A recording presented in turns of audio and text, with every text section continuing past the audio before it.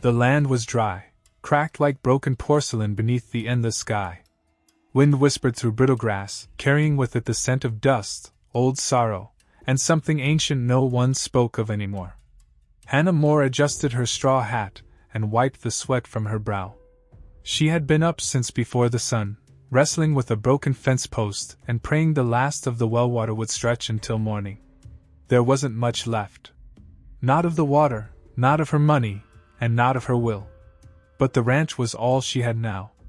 Her husband had died the previous winter, taken suddenly by a fever that no doctor could name, and no preacher could soothe. The town of Dry Hollow had buried him quickly and forgotten him even quicker. And they'd looked at Hannah with those same tired eyes they gave to women who didn't know their place. Too young to be alone, too stubborn to remarry. She lived a mile out, past the mosque white trees where only the desperate or the brave kept homes. Most days, Hannah wasn't sure which one she was. The wind shifted. A buzzard circled high above, slow and wide.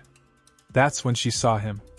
At first, she thought it was a bundle of blankets left behind by travelers. But as she stepped closer to the ridge behind her barn, her breath caught. A man lying on his side, chest rising faintly.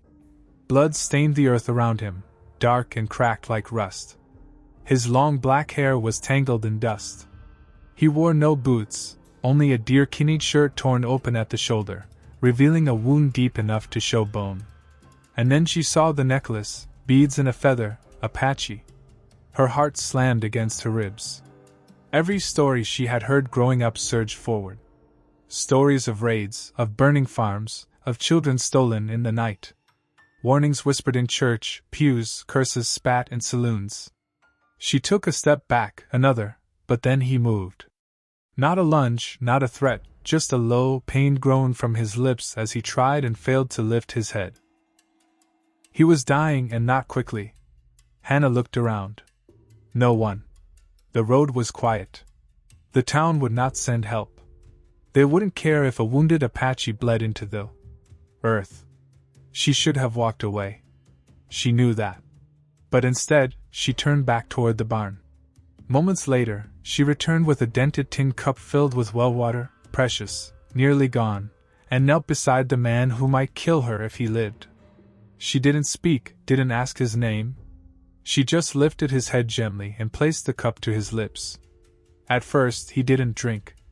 His eyes flickered open, dark, unreadable, wild, and fixed on hers. Still, she waited. Then, slowly his lips parted. He drank. It was only a sip. But it was enough. When he finished, she set the cup down and rose to her feet, trembling. For a moment, she thought he might grab her hand or speak or curse her in a language she didn't understand. Instead, he looked at her for a long second. Then he closed his eyes and exhaled, almost in peace. Hannah turned and walked back to the house, unsure if she just saved a life or invited death onto her land. That night she didn't sleep. And before the morning sun could rise above the canyon hills, thunder rolled across the dirt, not from the sky, but from the earth. Dozens of hooves, dozens of warriors, all riding toward her ranch. The sun had barely crested the hills when Hannah heard them. The ground shook before she saw them. Dozens of riders silhouetted against the orange sky. Their figures rising like ghosts from the horizon. Horses moved in tight formation, silent but fast. No dust cloud, no shouts, just the steady thump of hooves approaching her ranch like a heartbeat growing louder. She froze on the porch, one hand gripping the old rifle her husband had left behind. It wasn't loaded. She didn't know how to fire it, but it made her feel less naked. The first rider appeared just past the corral, then another, and another. Within moments, the ranch was surrounded. Warriors on every side, their faces painted in quiet rage, feathers trailing in the wind. No one shouted, no one pointed a weapon, but their presence was a warning. Then she saw him, the wounded man. He rode at the front, sitting upright but pale. The blood still fresh on his sleeve. He dismounted slowly, his eyes never leaving hers. The others waited. Hannah swallowed hard, not daring to speak. He stepped toward her, limping, quiet. A strange dignity to him even as his body leaned with pain. When he stopped just a few feet away, the morning wind caught his hair and revealed his face more clearly. Young, maybe early 30s, but weathered. A scar cut across his jaw. His eyes, sharp and dark, held no anger, only something heavier, something older. He raised one arm and spoke. Just a single word she gave. The rest of the riders remained still. Then he turned his gaze to them and added in Apache something she couldn't understand. Whatever he said, it changed everything. Weapons were lowered, eyes softened. A few men nodded. And just like that, the warriors began to retreat, some with a glance back, others without a word. All except one. He remained, the wounded man. He walked past her toward the barn and without asking, sat in the shade near the water trough. He didn't look at her again, just closed his eyes and leaned back against the post like he had always belonged there. Hannah stood there for what felt like hours. The town would never believe it. They'd say she was cursed or worse, traitorous. She could already hear the whispers. That widow's gone mad, took in a savage. They'll slit her throat and burn the place down. But no one had slit her throat, and nothing had burned. She walked toward him, still holding the empty rifle. You shouldn't be here, she said softly. They'll come looking. The sheriff, the town, he opened his eyes, said nothing. I gave you water, she added. Not shelter, not this. Still no answer, only a faint flicker in his gaze like amusement, or defiance. Do you understand me? She asked. His voice when it came was low, rough, accented. You saved, I protect. Hannah blinked. You protect. He nodded once until you are safe. It was so matter-of-fact, so final. She stared at him, heart through. Then she sighed and muttered, You're as stubborn as every man I've ever met. He almost smiled. Almost. By noon, the ranch was quiet again. The warriors were gone, leaving only hoof prints and dust behind. The man, she didn't even know his name, stayed near the barn, saying little, watching the horizon like a soldier waiting for orders. He didn't ask for food, didn't ask for anything. But he fixed the fence posts she had failed to mend, chopped wood for the fire, gathered water from the well, his wound still seeping through the wrap she'd used the night before. Each time she tried to stop him, he said the same thing. You gave, I return. By evening, Hannah found herself setting 2 plates on the porch table. One for herself, one for him. He nodded when she did, but still. He didn't eat until she had taken the first bite. And that night, when she blew out the lantern, she looked out the window and saw him sitting under the stars, keeping watch. Not as a guest, not as a prisoner, but as a shadow of something she couldn't name yet. Something that felt safe. 2 nights passed and in that time, no one came. From Dry Hollow. No one asked about the warriors. No one checked on the widow who'd lived too long alone. The silence was almost more dangerous than the noise, but Hannah felt it in her bones. Something was shifting. Each morning, the Apache man, who still hadn't given his name, rose before dawn. He tended the fire, brushed the horses. He limped less now, though the bandage on his shoulder remained tight. She had offered to change it, but he had shaken his head. No wound must stay. Why? He touched the feathers around his neck so they remember. Pain teaches. It was the longest sentence he had spoken yet. By now, Hannah had stopped, asking him to leave. Something about his presence felt not just safe, but essential, like the ranch breathed easier with him near.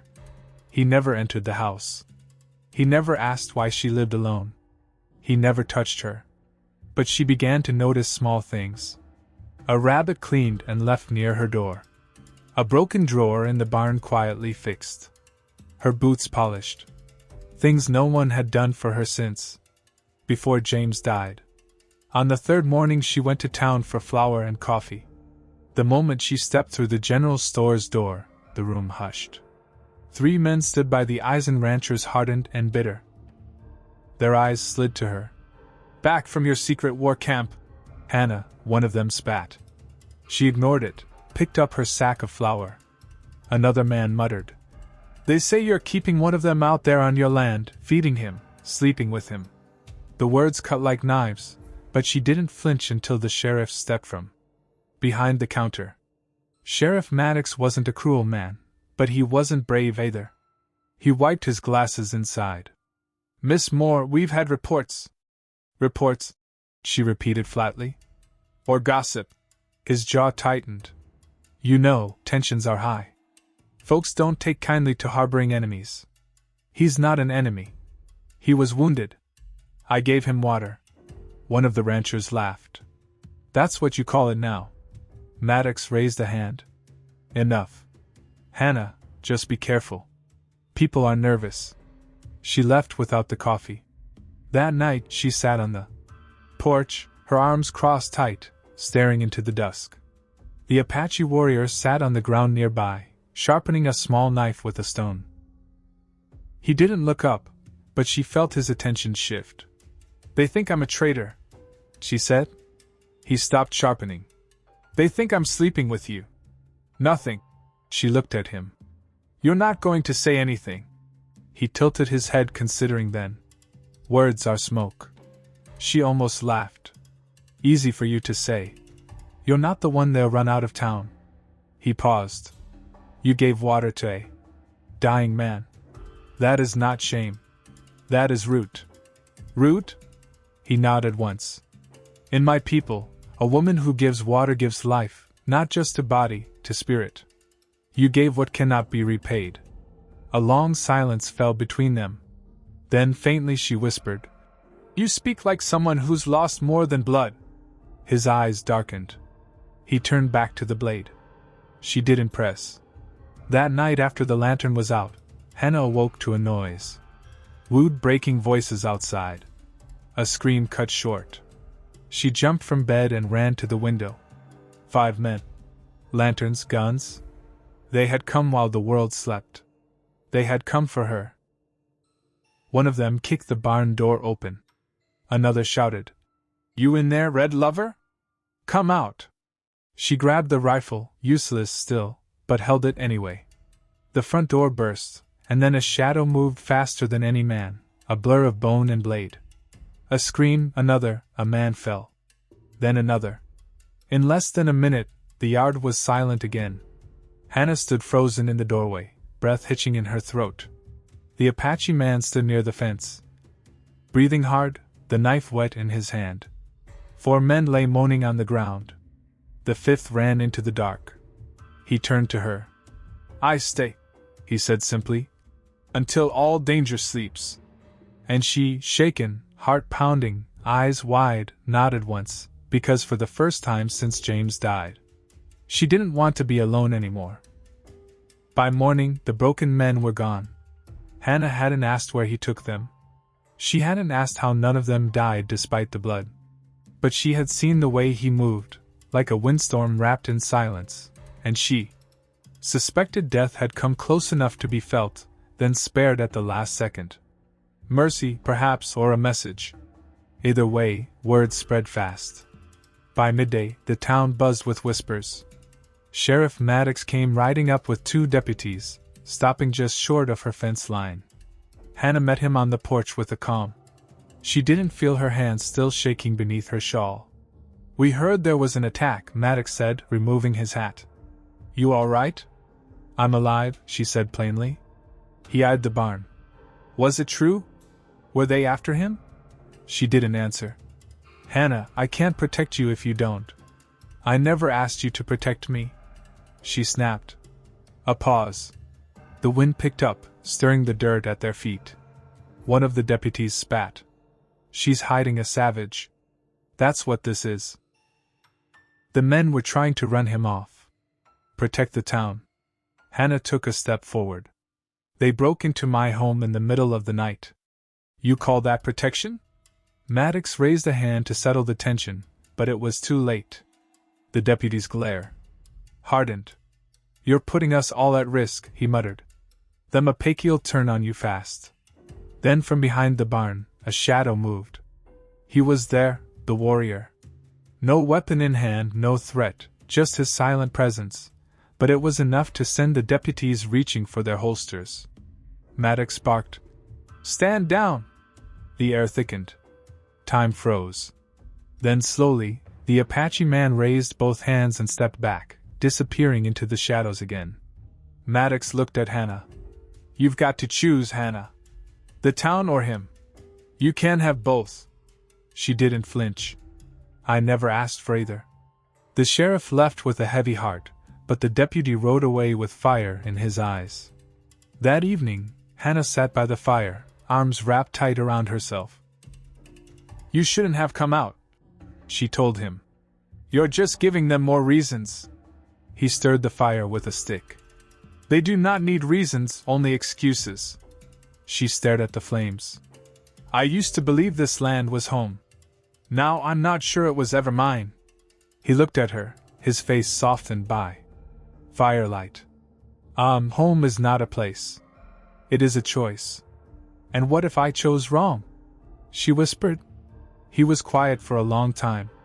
Then finally, "Then we fight for it." The next day, the church doors slammed shut when she walked in. Mothers pulled their children close. A preacher turned his back. Outside the saloon, men fell silent when she passed. One muttered, "Witch?" Another threw a stone. It hit her shoulder hard enough to bruise. She didn't cry. She didn't stop. That night, she returned home and found a handmade object resting on her porch. A small woven charm of straw and feathers. Apache protection. She looked out into the darkness and knew he was near, watching. Not because he owed her, but because something had shifted between them. A thread, invisible but strong, had been tied. Knotted that day by the well, and with every threat from the town, it only pulled tighter. The wind howled that night like it had something to say. The shutters rattled, the lantern flickered low. Hannah lay in bed, staring at the ceiling, the echo of that stone hitting her shoulder still pulsing beneath her skin. They would come again. She could feel it in the bones of the house. Outside, the barn stood quiet, cloaked in darkness. The warrior hadn't spoken much since the sheriff's visit. He worked. He watched, but the fire behind his eyes had cooled into something colder. He was waiting for something. So was she. At midnight she heard it. Boots creaking, boards, voices, whispers, low and mean. She sat up. The door to the chicken coop slammed open. Then came the screams. Feathers flew. A torch was thrown. Flames licked the dry straw like a starving dog. Hannah grabbed the rifle, though she still didn't know how to fire it, and ran barefoot through the doorway. She saw them, 4 men, masked, drunk on power. One held a branding iron red with heat. Another held rope, and the third Brody. Of course, it was Brody. He was the man who owned half the town, and wanted the other half. Ever since her husband died, he'd been circling her ranch like a vulture, offering help that always came with strings. "I warned you, Hannah," he called out. "You keep betting savages you'll lose more than chickens." Before she could reply, the barn doors burst open. Takakota, not running, just walking, deliberate, calm, a predator already in motion. Brody raised his gun, but Takakota moved first. A blur, a crunch of bone. The man with the branding iron screamed as the weapon was twisted from his hand and hurled into the dirt. One of the masked men ran. Another tried to fight. He didn't make far. The last man, Brody, stood his ground, fury burning in his eyes. "You think you can scare me?" Takakota didn't answer. He stepped forward, blood dripping from his knuckles, and said just one word. "Enough." Brody sneered. "You're lucky she's here. Otherwise, I'd gut you right here." That's when Hannah stepped beside Takakota and leveled the rifle, shaking, but aiming straight. "Try it," she said. "See what happens." Brody's sneer faltered. "You wouldn't shoot me." She didn't blink. "I don't have to. He already spared you once." Takakota said nothing, but his silence was thunder. Brody spat into the dirt and turned. "This isn't over." "You're right," Hannah replied. It's just beginning. They buried the fire. Saved what? Animals they could. By dawn, the yard smelled of ash and burnt feathers. Takakota's hands were torn. Hana wrapped them in cloth, sitting on the porch beside him as the sky turned orange again. She didn't speak. Neither did he. But there was something between them now. Thicker than smoke, stronger than silence. Blood on the fence. Truth in the soil. And a bond that neither war nor whispers could undo. The days grew hotter. Dry Hollow fell silent in her direction. No more stones, no more sheriff, only silence, and in many ways that was worse. A town can yell in fear, but when it goes quiet, it starts to plan. Hana tried not to let it get to her. She kept her head down, tended her land, fed the chickens that survived, fixed the coop with hands that had long since learned not to tremble. But her world had changed, and not just because of fear. Takakota stayed. He didn't speak much. He didn't ask to stay. He simply acted as if the land belonged to both of them now. And strangely, that assumption no longer frightened her. He repaired the barn roof, sharpened her tools, set traps that caught rabbits without harming them. They didn't talk over meals. He always waited for her to start eating first.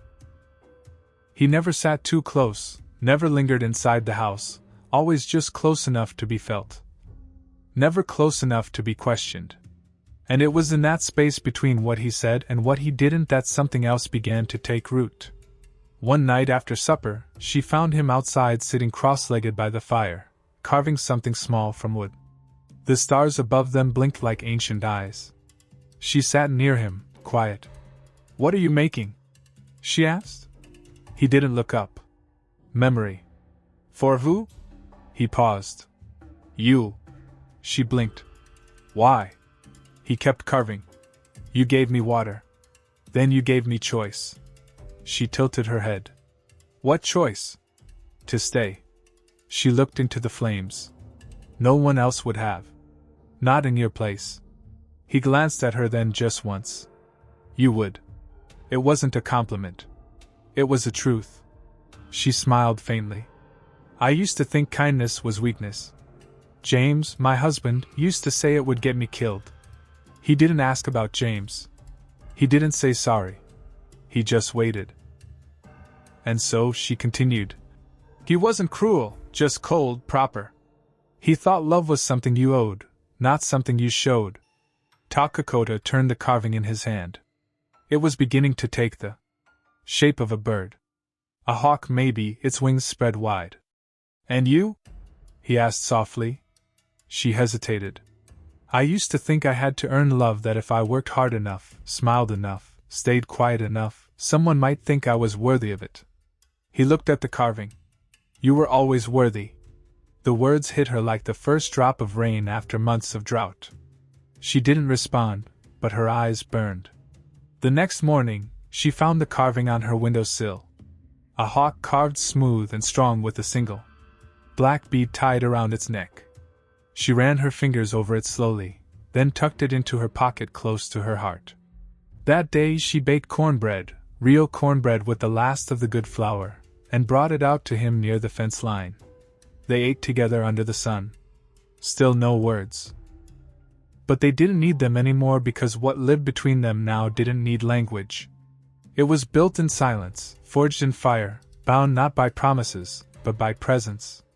The first time she touched his skin, it wasn't intentional. They were moving a heavy beam from the barn roof, and her hand slipped. His fingers caught her wrist, steadying her before she fell, callous, firm, but careful. She looked down at the place where his hand gripped hers, then up at the long scar that ran from the base of his thumb to the bend of his elbow. "How did you get that?" she asked quietly. He released her hand. A pause then. "I was 13. The soldiers came."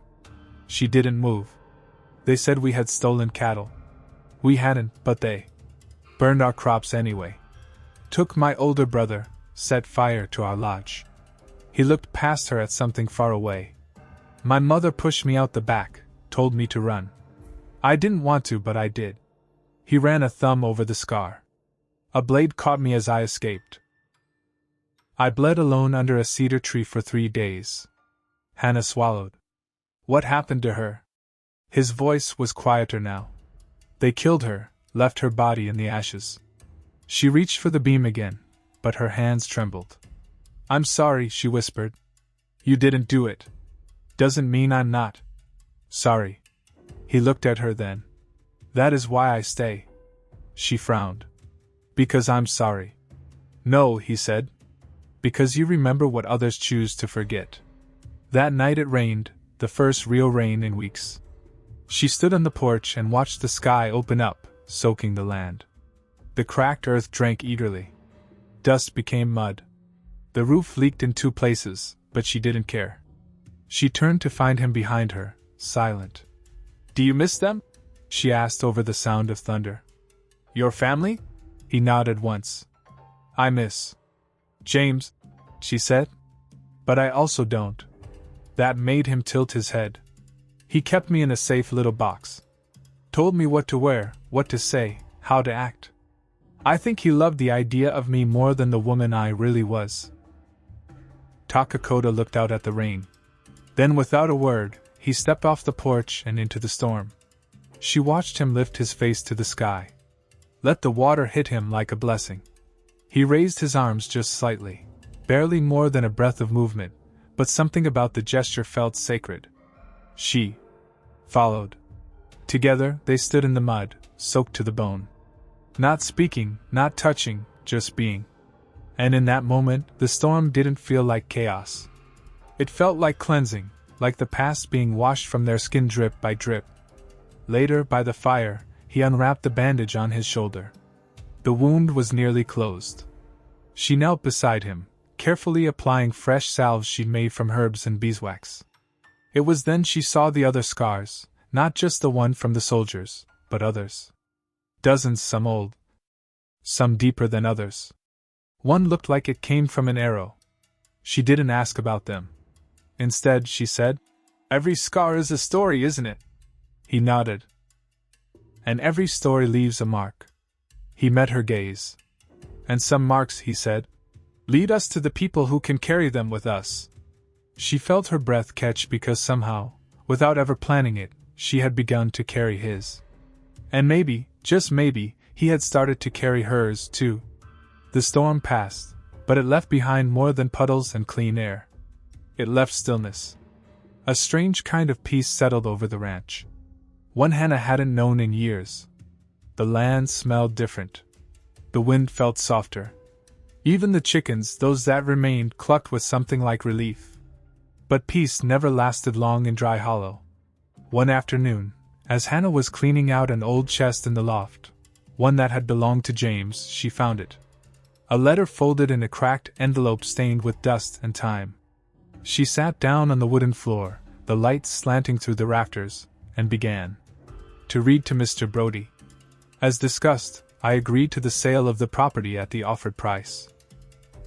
Once my wife is informed, I expect discretion until the paperwork is finalized. She's not ready to let go, but I am. James Moore. Her hands trembled. The date was 3 weeks before James died. He had planned to sell the ranch behind her back to Brody of all people. The same man who now led the charge to drive her out. The same man who had tried to burn her home down. The air turned cold around her. She read the letter again, then again. James had planned everything. He hadn't even intended to tell her. Just take the money and leave her with nothing. She stood up too fast and knocked over the chest. Old tools clattered to the floor. Takakota heard the noise and came in through the barn doors, eyes alert. Hannah. She held up the letter with a shaking hand. He was going to sell this place to Brody. Takakota took the page gently. Read it once. His face didn't change, but something behind his eyes hardened. You still have the land, he said. For now. Her voice cracked. If Brody kept a copy, he'll come with papers, with a judge. And her voice broke again. I thought James loved this place. I thought he loved me. Takakota folded the letter fully and placed it on the table. He loved control, he said. Not land, not you. The words weren't cruel. They were freeing. That evening, Hannah rode into town alone. She didn't tell Dakota. She didn't ask permission. She wore her best dress, the one she hadn't touched since the funeral, and pinned her hair like the woman they used to admire in Dry Hollow. Let them see her coming. Let them stare. At the courthouse, she asked to see Judge Leland. The clerk hesitated. You got business, Miss Moore? She held out the letter. He read it, eyes widened. I see. 10 minutes later, the judge met her in his office.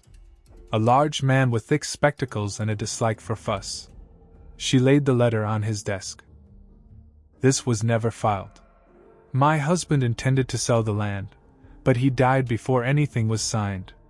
Now Brody's trying to claim it, and he's doing it through fear. The judge studied her. You have proof of intimidation. I have ashes on my porch and scars on my fence. A long pause. Then let me look into it. Back at the ranch, Takakota was waiting.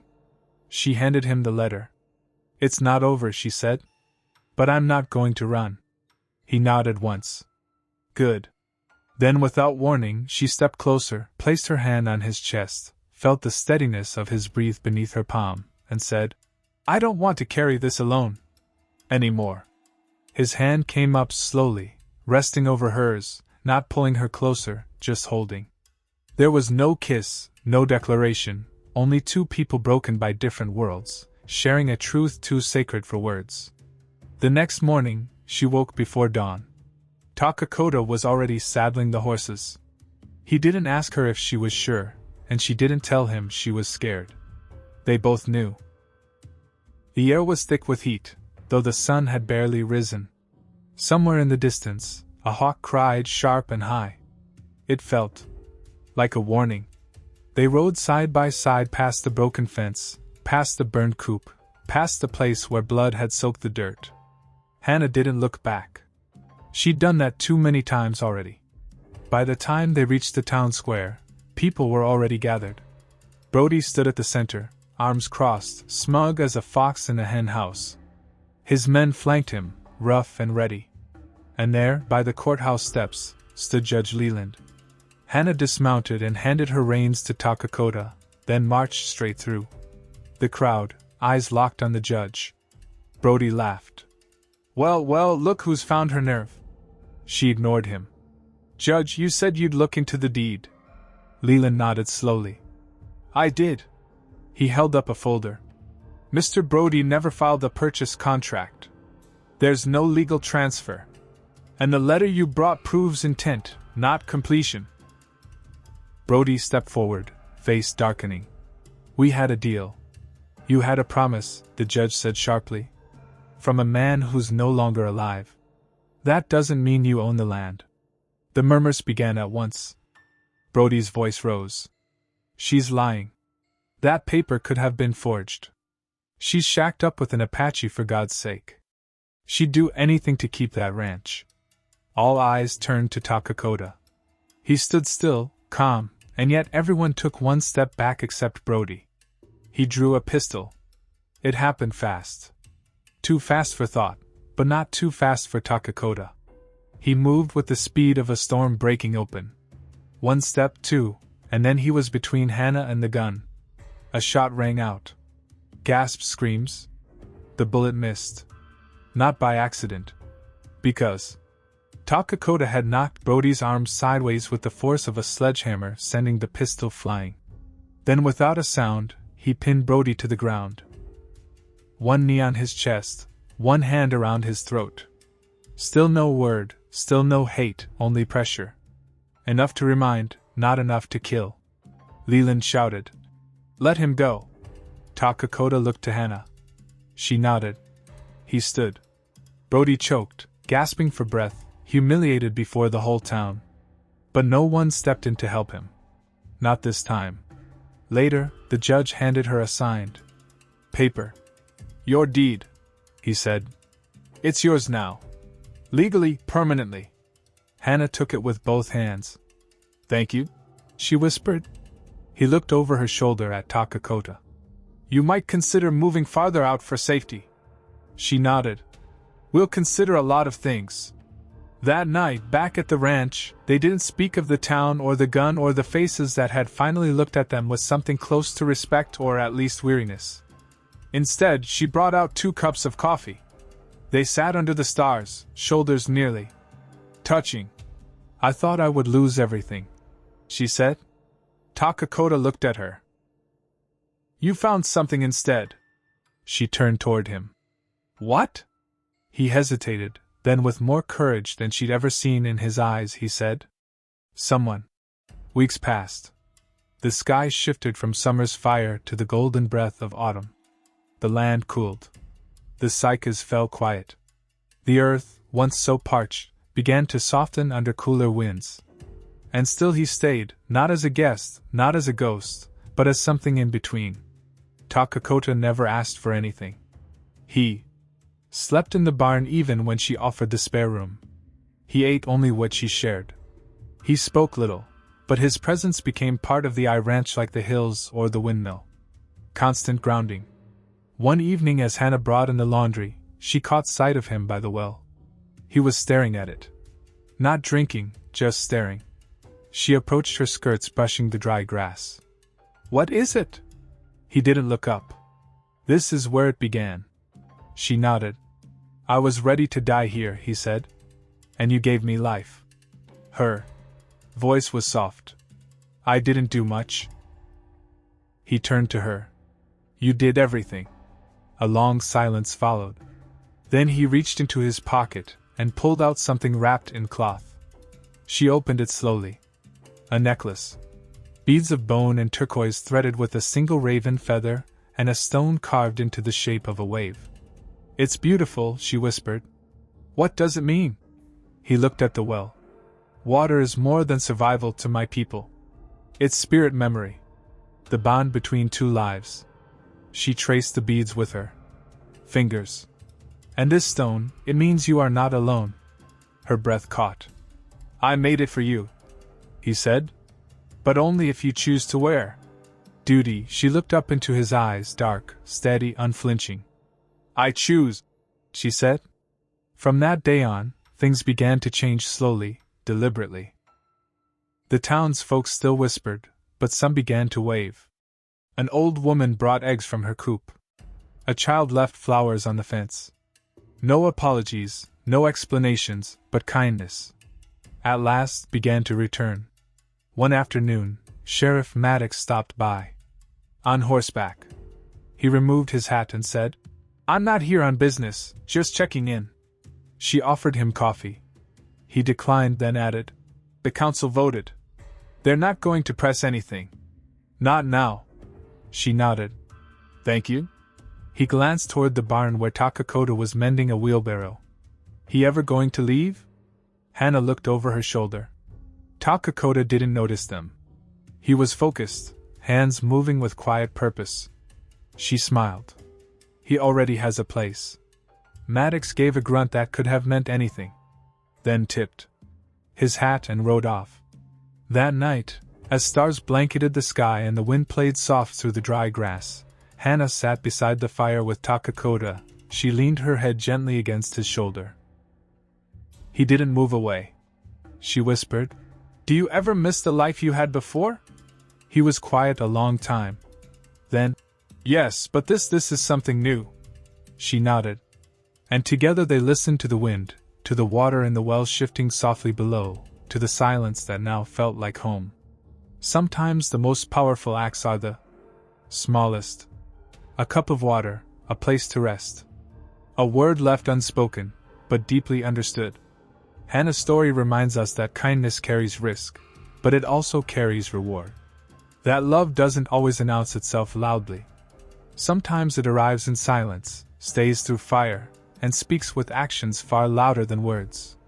If this story moved you, tell us in the comments. Have you ever risked something to do what was right? And don't forget to like, share, and subscribe for more stories of strength, honor, and redemption.